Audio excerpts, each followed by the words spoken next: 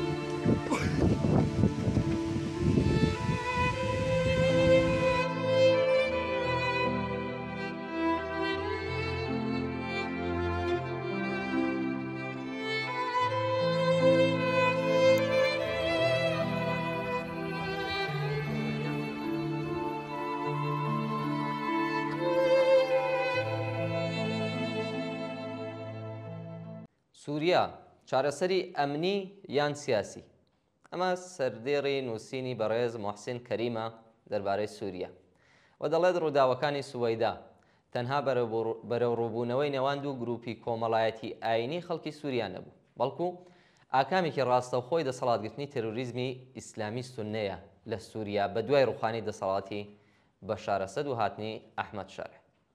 هاوشێوەی پەلاماردانی عەلەویەکان و ڕاگەیاندنی نەفیرعام لە مزگەوتەکانەوە بە پاساوی پاکردنەوەی پاشماوەکانی ڕژیم و کۆمەڵکوشکردنیان لەلایەن هێزە چەکدارە ئیسلامیەکانی سەر بە شەرعەوە. چەکدارەکانی شەرع بە ناوی هۆزە بەدەویەکانەوە نەفیرعامیان دژی دروزەکان ڕاگەیاند و هەمان ئەو تاوانیان دژی هاوڵاتیانی مەدەنی دروست ئەنجامدا کە دژی عەلەویەکان بە بەرچاوی جیهانەوە بەڕێیانەوە برد و بێژگە لە چەند پرتەوبۆڵەیەکی نەتەوە یەکگرتوەکان و ڕێکخراوەکانی مافی مرۆڤ و هەندێک دەوڵەتیشکە لە ڕووداوەکانی سووریادا زیان بە بەرژەوەندیەکانیان گەیشتووە، کەسێک لە گۆڵ کاڵتری پێنەوت. ڕژیمی تازەی سووریا حکوومەت و دەسەڵاتێک نییە کە بتوانێت وەڵام بە دۆخی سیاسی ئێستای سووریا بداتەوە. گروپێکی چەکداری تێروریستی ئیسلامی کە لە داوێنی ڕێکخراوی تێروریستی ئەلقاعیدە و داعش و بەرەی نووسرا هاتوۆتە دەرەوە، سەدان چەکداری ئیسلامی تێروریستی لە گۆشە و کەنارەکانی دنیاوە بۆ خۆی کێش کردووە و بوونەتە بەشێک لە پێکاتە ڕێکخراوەی و چەکداریەکەی لەلایەن دەوڵەتانی ناوچەکەوە بە هاوکاری چەک و لۆجستی تورکیا و پارەی قەتەر و پشتیوانی ئەمریکا و وڵاتانی ئەوروپا دژی ڕژیمی بەشار ئەسەد ئامادەکران و دەسەڵاتی سووریایان لەسەر سینی ئاڵتوونی ڕادەستکراوە. تەنها دەتوانێت خزمەت بە ئەجەندای سیاسی و ئەمنیە و دەوڵەتانە بکات کە دەستیان گرتووە بۆ سەر کورسی فەرمانڕەوایی. بەڵام پێگەی جوگرافیایی دۆخی سیاسی و ئەمنی سووریا بۆ جۆرە نییە کە ئەو کارە بە ئاسانی بۆ ئەحمەد شەرع و ئاغاکانی مەیسەر بێت. یاریزانەکانی دۆخی سیاسی و ئەمنی سووریا زۆرن و بەرژەوەندیەکانیان جیاواز و بگرە ناکۆکیشە لەگەڵ یەکترا. ئەگەرچی ڕۆڵی ئێران و تا ڕادەیەک ڕووسیا لە سووریادا تا ڕادەیەکی زۆر لە ئێستادا لاواز بووە، بەڵام دوو هێزی ناوچەیی واتە تورکیا و ئیسرائیل لەسەر لاشەی سووریای دوای ئەسەد خەریکی تیشکردنەوەی چنگ و ددانەکانیانە. ئیسرائیل ڕێگە نادات کە تورکیا بڕیاردەری سەرەکی دۆخی سیاسی ئەمنی سووریا بێت کە ڕژیمەکەی ئەحمەد شار وەکو خزمەتکاری بە وەفای دەوڵەتی تورکیا ڕەفتار دەکات. ئیسرائیل دەیەوێت ڕژیمی ئیسلامی ڕژیمی سیاسی سووریا بەو جۆرە بێت کە ئەو دەیەوێت دەستکەوتەکانی دوای ڕووداوەکانی 7 ئۆکتۆبر و ڕوخانی ڕژیمی بەشار ئەسەد لە بەرژەوەندی خۆی کۆبکاتەوە. تەنانەت کردنەوەی دەرگای ڕەحمەتی ئەمریکا بەڕێی حکوومەتە ئیسلامیە داعشیەکەی شەرع بەو ئامانجە بوو کە لەلایەکەوە سووریا بە تەواوی لە باوەشی ڕووسیا و ئێران دەرکێشن و هاوکات لە بەرژەوەندی و بە مەرجەکانی ئیسرائیل ڕێکەوتنی ئاشتی واتە پەیماننامە و ڕێککەوتننامەی ئیبراهیمی پێی ئیمزا بکەن. لەلایەکی دیکەوە پێکهاتەی کۆمەڵگای سووریا بە جۆرێکە کە دەسەڵاتی ئیسلامی داعش و جیهادی ناتوانێت بەڕێوەی بەرێت و وەڵام بە چاوەڕەوانیەکان بداتەوە. کۆمەلگای سووریا ڕاستە کە پێکهاتەی نەتەوەی ئاینی و دینی جیاواز لەخۆ دەگرێت، بەڵام کۆمەلگایەکی مەدەنی و کراوەیە کە سەرباری دەیان ساڵ سەرکوت و داپڵۆسینی ڕژیمی بەعس و حافز ئەسەد و بەشاری کوڕی ئەو هەموو شەڕە ناوخۆیە، بەڵام چاویان لە ژیان و ئایندێکی ئازاد و کراوەیە و کە یەکسان بێت بۆ هەمووان بڕیوە. چاویان لە ئایندێکی سیاسی بڕیوە کە هەموو هاوڵاتیانی سووریا جیاواز لە هەر تایبەتمەندیەکی تایفی و دینی و نەتەوەیی وەکو هاوڵاتی یەکسان و ئازاد مامەڵە بکرێن لەلایەن دەوڵەتەوە. دەوڵەت هیچ پێناسە و سیمایەکی دینی و تایفی و نەتەوەیی نەبێت. ڕووداوەکانی کەنارەکانی ڕۆژاوای سووریا و کۆمەڵکوژی عەلەویەکان و ئێستاش پەلاماردانی سوەیدا و کوشتاری سەرجادەیی دروزەکان بەڕوونیەوە نیشان دەدەن کە کێشەی سووریا کێشەی ئەمنی نییە.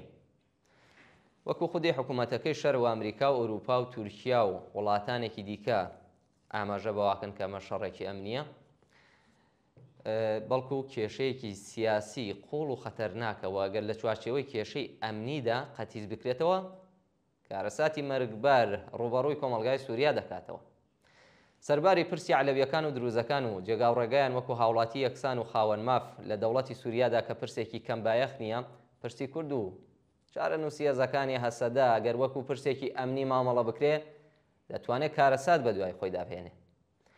ئەو حکوومەتەی ئێستا لەسەر دەسەڵاتە ئەهلیەوە نییە کە بە شێوەیەکی سیاسی عادڵانە ئەو پرسانە چارەسەر و یەکلا بکاتەوە، بۆیە مانەوەی تەنها دۆخی سیاسی ئەمنی کۆمەڵایەتی سووریا تێک دەدات و دەرگای شەڕی ناوخۆ بەڕۆی خەڵکی سووریادا دەکاتەوە کە دوای زیاتر لە 5 دەیە لە سەرکوت و داپڵۆسین و زیندانە بەدناوەکانی ڕژیمی ئەسەد و برسیکردن و هەژاری و تاهیتر بە دوای ئازادی و خۆشگۆزەرانی و ئارامیدا دەگەڕێن.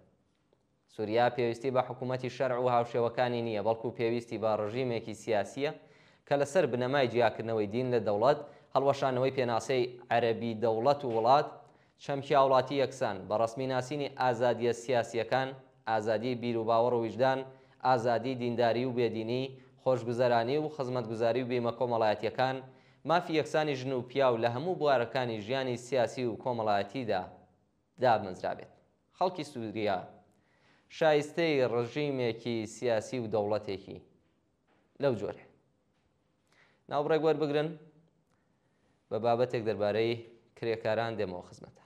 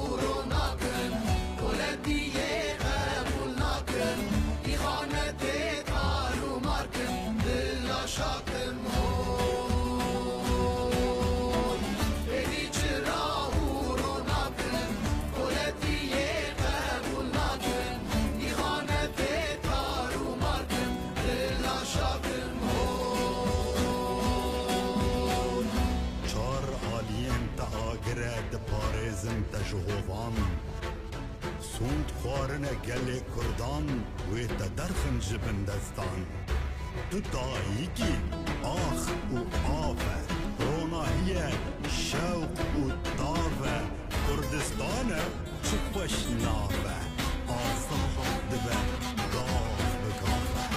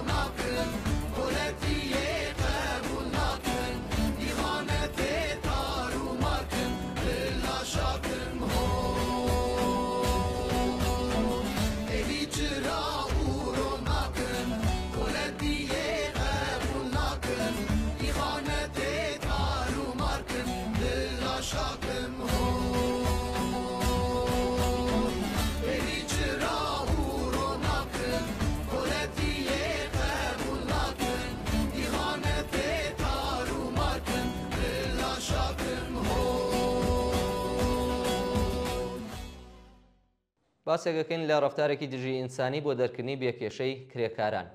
بە دوواداچوونێکی مەیدانی لە ئێران دەریخستووە کە لە زۆرێک لە کارگاکاندا لەوانە لە کارگاکانی پیشەسازی و یەکەکانی فرۆشتندا وەرگرتنی واژۆی دەست لە کارکێشانەوەی بێبەروار لە کرێکاران بووەتە نەریتێکی باو. بە پێی و راپۆرتە کارفەرما لە کاتی دامەزراندندا لە کرێکارە نوێیەکان واژۆی دەست لە کارکێشانەوە وەردەگرێت بەم شێوەیە کە کاغەزێکی دەست لە کارکێشانەوەی بێتاریخ بەم ناوەڕۆکەی من لە کارەکەم دەست دەکێشمەوە لە بەردەم کرێکاردا دەنێت و لە ئەنجامدا هەموو مافە یاساییەکانی کرێکاران لەوانە مافی سکاڵاکردن لە کاتی کەمکردنەوە یان تەنانەت وەرگرتنی موچەی بێکاری لە کاتی بێکاری بە بێ ئیرادا زەوت دەکرێت. کرێکارێک لەم بارەوە دەڵێت کاتێک بیانەوێت دەرمان بکەن واژۆی دەست لە کارکێشانەوە لەسەر مێزدا دەنێن کە خۆیان پێشتر پێیان ئیمزا کردن. ئێمە پێشتر بێ تاریخ و بەروار واژۆمان داوە کە دەست دەکێشینەوە. بۆیە تەنانەت ئەگەر 10 ساڵی ژەزبوونی کارمان هەبێت یان تەنانەت لە ناوەڕاستی گرێبەستی شەژمانگی بێکار بووبین مافی سکاڵاکردن و شکایەتکردنمان نییە و دەست لە کارکێشانەوە چیتر بەدەست لە کارکێشانەوە چیتر ناتوانرێت لە بیمەی بێکاریش کەڵک وەربگیرێت. لە ئەنجامدا هەر کاتێک بیانەوێت بەبێ هیچ مافێک دەرمان دەکەن. دوای دەرکردن ئێمە ڕێگامان بۆ هیچ شوێنێک نییە و دەستمان بە هیچ شوێنێک ناگات. پشکنینەکان دەری دەخەن کە لە زۆرێک لە کارگەکاندا لەوانە کارگاکانی پیشەسازی و یەکەکانی فرۆشتن وەرگرتنی واژۆی دەست لە کارکێشانەوە بەبێ تاریخ و بەروار لە کرێکاران بووەتە نەریتێکی باو وەک باسکرا. کارفەرمایانی یاساشکێن هەر جۆرە دەرکردنێک بە پشتبەستن بەم ڕەفتارە نایاساییە دەیگۆڕن بۆ جێهێشتنی کار بە دڵخوازی کرێکاران خۆیان. بە پێی یاسای کار لە ئێران وەرگرتنی وەهای بەڵگەنامەیەک لە کرێکاران بە تەواوی نایاساییە. ئەو یاسایە تەنانەت وەرگرتنی چەک و سەفتە لە کرێکاران بە فەرمی ناناسێت. بەڵام کێشەکە ئەوەیە کە ئێرانی ژێر دەسەڵاتی ڕژیمی ئیسلامی ئەوەی کاری پێی ناکرێ یاسایە و ئەوەی کار ناکات تایدا یاسایە. یاسای کاری ئێران بەرهەمی دەورەیەک لە خەباتی سەنگەر بە سەنگەری کرێکارانە، بەڵام لەو ڕۆژەوە کە پەسەند کراوە تا بە ئەمڕۆ بەردەوام پێشێل دەکرێت و خاوەنکار و دەوڵەت ئەوەی کە بە دەستێک بە ناچاری داویانە ئەو دەستەی دیکە بەکردەوە وەری دەگرنەوە. خاڵی گرنگ لەو کێشەیەدا لێرەدایە کە کرێکارانی بێڕێکخرا و بێدەنگ کە لە یەکەکانی پەرشوبڵاوی جیاوازدا کار دەکەن هەر بەم هۆیە لە ڕاستیدا چارەیان جگە لە قبولکردنی ئەم ڕەفتارە نائینسانیە نییە. ئەگەر بڵین دەست لە کارکێشانەوەی بێبەروار واژۆ ناکەین هەر لە سەرتاوە کارەکەیان پێنادەن. ناوڕێک وەربگرن ئازیزان بە بابەتێکی تر دێمەوە خزمەتان دەربارەی کۆمەڵکوژی لە غەزە.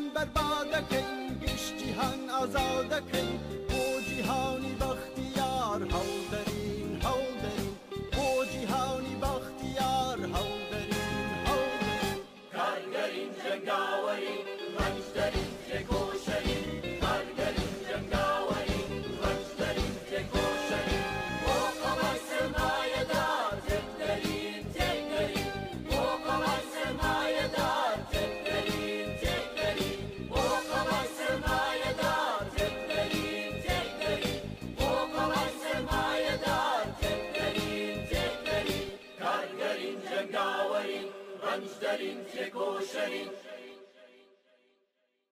قات و قڕی مردن و کۆمەڵکوژی لە غەزە بابەتێکی تری بەرنامەی ئەمڕۆمانە. غەزە ئەو ناوچەیە گەمارۆدرا و وێرانکراوە ئێستا بەرەوڕووی قەیرانێک بۆتەوە کە بە قسەی پسپۆڕان دەتوانێت نەوەیەکی تەواو بخاتە ناو قوڵایی لە ناوچوونەوە. بە پێی راپۆرتی گاردین برسیەتی و بەدخۆراکی منداڵان وێنەیەکی دڵتەزێن لە ئەنجامی گەمارۆی درێژخایەنی ئیسرائیل بۆ سەر 2,100,000 کەس لە دانیشتوان بە ئێمە نیشان دەدات. لە نەخۆشخانەی خێرخوازی بە ناوی هاوڕێیانی نەخۆشان لە شاری غەزەدا منداڵان بە لەشێکی ئێسکەی پێستێکی شل پەراسووی دەرچووە چاوانی لە قوڵەوە چوو لە نۆرەدا ڕێزیان بەستووە. محەممەد علیوە منداڵێکی حوتمانگی تەنها 4 کیلۆگرامە. نەنکی فازە عەبدوڕەحمان کە خۆشی لە برسێتی لارەی سەری دێت دەڵێت دوێنێ تەنها ئەوەی خواردم یەک پارچە نانی وشک بوو. بە قسەی پزیشکانی نەخۆشخانە تەنها 2 تیمی چارەسەری منداڵان لە سەرانسەری شاری غەزەدا ماونەتەوە ڕۆژانە تا 200 منداڵ بۆ چارەسەری بۆ لایەن دێن. دکتۆر مەسعەب فەرونە یەکێک لەم پزیشکانە دەڵێت کە چەندین جار بەهۆی نەبوونی سەرەتاییترین دەرمانەکانەوە گیانی منداڵانیان لەدەستاوە. بە پێی ئامارەکانی بەرپرسانی تەندروستی تەنها لە 3 ڕۆژی ڕابردوودا 43 کەس بەهۆی برسێتیەوە گیانیان لەدەستاوە لە کاتێکدا پێشتر کۆی قوربانیەکانی برسێتی 68 کەس لە ڕۆژێکدا بووە. راپۆرتەکان ئاماژە بەوە دەکەن کە تەنانەت لە سەختترین ڕۆژەکانی گەمارۆی باکووری غەزە لە ساڵی ڕابردوودا بارودۆخ بەم جۆرە خراپ نەبوو. چوونە سەرەوەی نرخەکان ئاردی زیاتر لە 3 هێندەی نرخی ئاسایی و نەبوونی هیچ جۆرە پەناگەیەک وای کردووە کە خێزانەکان بۆ زیندوومانەوە دەبێت لە چاوەڕوانی مەرگی لە برسان لە پەناگادا بمێنەوە. دکتۆر فەرونە دەڵێت منداڵان تەنانەت لە ڕۆژانیشدا کەسکیان تێربێت هیچ مادەیەکی بەکەڵک لە خۆراکیەکاندا بوونی نییە. کەمی دەرمان و ئامێرە پزیشکیەکان کە بەهۆی ڕێگرتنی ئیسرائیل لە هاتنە ژوورەوەیان بۆ غەزەیە وای کردووە گیانی منداڵان زیاتر لە مەترسیدا بێت. ئەو پێمان دەڵێت کە یەکێک لە نەخۆشە منداڵانی ئەو دکتۆرە بەهۆی بەردەست نەبوونی پۆتاسیۆمی ناوخوێنیەوە گیانی لەدەستاوە. گەمارۆی تەواوی ئیسرائیل بۆ سەر غەزە قەیرانی قات و قڕی قوڵتر کردوێتەوە. سەرەڕای چالاکی بنکەی بەناو مرۆڤدۆستی غەزە کە بە پشتگیری ویلایەتە یەکگرتووەکان دامەزراوە تەنها 4 خاڵی دابەشکردنی هەیە. زۆرێک لە فەلەستینیەکان ئەم ناوەندانە تەڵەی مردن ناودەنێن. خێزانی خالید لە نێویاندا ئۆم یوسف دایکی 7 منداڵ کە مێردەکەی ئیفلیجە ڕۆژانە لەگەڵ برسێتی دەست و پەنجە نەرم دەکەن. منداڵەکانی کە جاران خوێندکارانی نایاب بوون ئێستا بە ڕوخسارێکی لاواز و جلوبەرگی دراو بازنەی دەستکرد دەفرۆژن تا پاروەنانێک دابین بکەن. ئەو دەڵێت منداڵەکانم بوونە پێست و ێسقان بە کەمترین جوڵەیەک بێهۆش دەبن منیش هیچم نییە بیان دەمێ. لەوەها بارودۆخێکدا تەنانەت ڕێکخراوە یارمەتیدەرەکانیش توانای یارمەتیدانیان نییە. زیاتر لە 100 ڕێکخراوی یارمەتیدەر لە نێویاندا پزیشکانی بێسنوور و ئۆکسفام لە بەیانیەکدا ڕایان گەیاندووە کە هاوڕەکانیان لە غەزە چوونە ڕیزی برسیەکانەوە. ڕێکخراوی جیهانی تەندروستی ڕایگەیاندووە کە بەشێکی زۆری دانیشتوانی غەزە لە بەردەم مردن لە برسیەتیدان و ئەم قات و قڕیە بە ئانقەس بەڕێوە دەچێ و کۆمەڵکوژی بە واتای ڕاستەقینەی وشەیە. فەرمون ناوبڕێک وەربگرن بە دوا بابەت دەربارەی قەیرانی وشکە ساڵی دەربارەی دەریاچەی ورمێ تێمۆلات.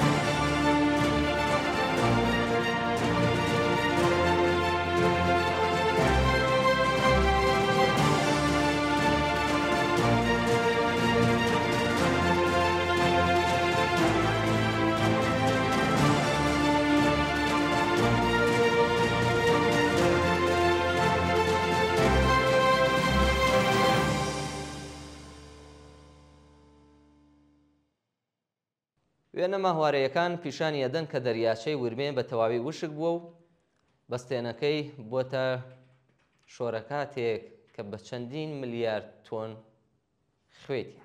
بەڵام ئەم ڕووداوە سامناکە ژینگەییەیە تا چ ئاستێک پەیوەستە بە یاسا چارە هەڵنەگرەکانی سروشتەوە و تا چەند شوێن پێی سیاسەتەکانی ڕژیمی کۆماری ئیسلامی تێدا دەبیندێت. لە ماوەی ئەم ساڵانەی دواییدا و بە خێراتر وشکبوونی دەریاچەی ورمێ گەلێک توێژینەوەی کارناسانە چ لە نێوخۆی ئێران و چ لەلایەن ناوەندە ئاکادمیەکان و زانکۆکانە و لە ئاسی دنیادا لەم بارەیەوەدا بەڕێوە چووە. ئاراستەی گشتی هەموو ئەم وێژانە و ئەم توێژینەوانە نیشانی ئەدەن کە هۆکاری سەرەکی لە سەر هەڵدانی ئەم کارە ساتە ژینگەیەدا خەمساردی و نەزانی وەک گەندەڵی بووە لە سیستەمی ئیداری کۆماری ئیسلامیدا. بەپێی ئەو توێژینەوانەی ئەنجام دراون ئەو هۆکارانەی کە ئێستا باسییان لەکەین دەورێکی یەکلاکەرەوەیان هەبووە لە خێراتر وشکبوونی دەریاچەی ورمێ. یەکەمیان خەمساردی و هەست بە بەرپرسیارەتی نەکردن و کارنەزانی ڕژیمی ئیسلامی بوو. ڕەوتی وشکبوونی دەریاچەی ورمێ لە 30 ساڵ لەوە پێشەوە دەرکەوت بوو.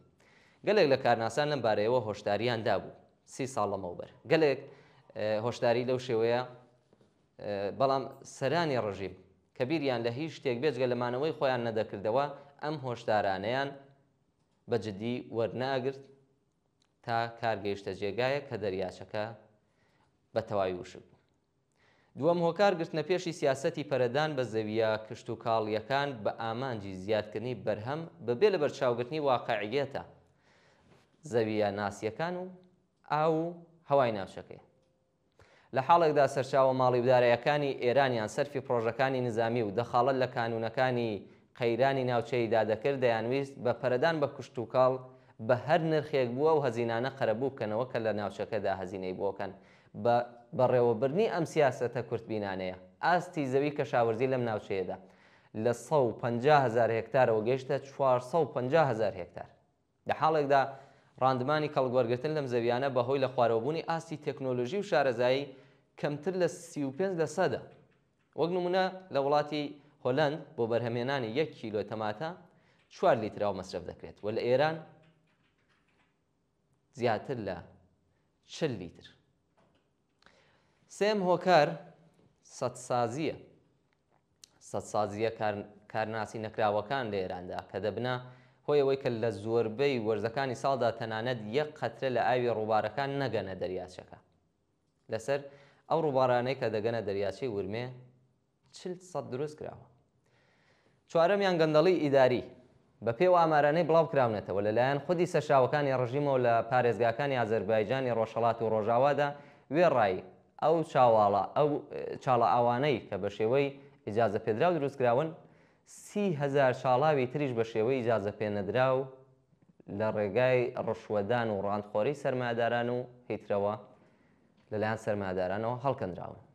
ئەم چاڵاوانە لە ڕاستیدا شیرەی یانی دەریاچەکەیان کێشاوە و ئەو کانیاوانەی کە لە ماوەی هەزاران ساڵدا بەشێک لە ژیان و حیاتی ئەو دەریاچەیەیان پێکێناوە ئێستا خۆیان بوونە هۆکاری وشکبوونی.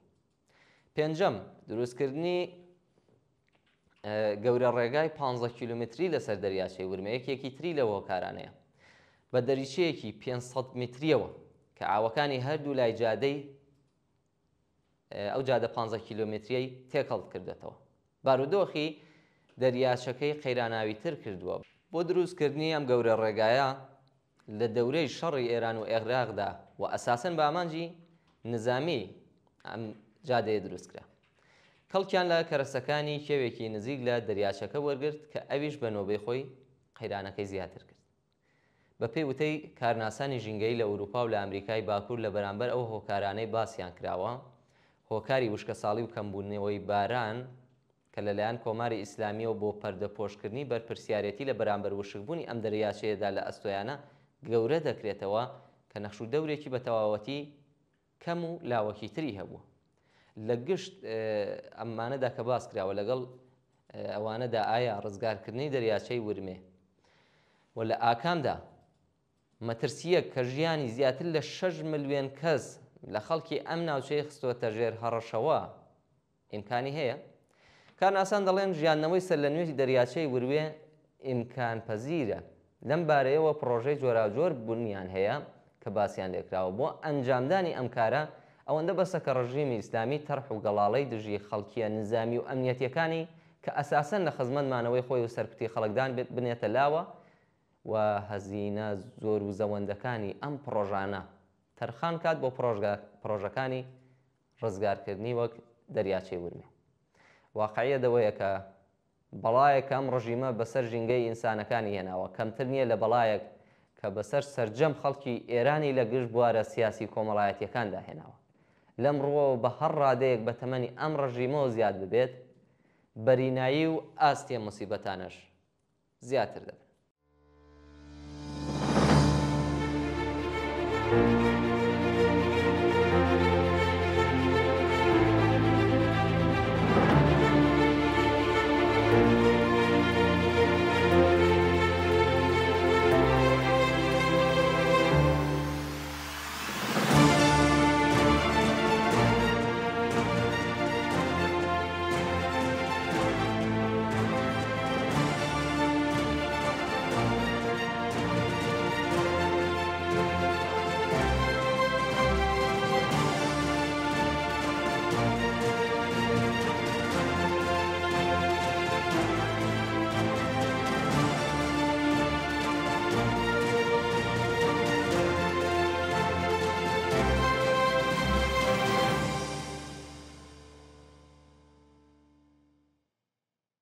بینەرانی خۆشەویست بەم شێوەیە گەیشتینە کۆتایی لێکدانەوە هەڵوێستی ئەمڕۆکەمان زۆر سپاس کە تا بە کۆتایی لەگەڵماندا بوونەوە بۆ هیوایکە ناوەڕۆکی بەرنامەکە جێگەی سەرنجیەوە یازیز بوو بێت و بتوانن کەڵکی پێویستی لێوەربگرن تا لێکدانەوە هەڵوێستێکی تر بە ژیانێکی پڕ لە کامەرانیتان دەست بێت.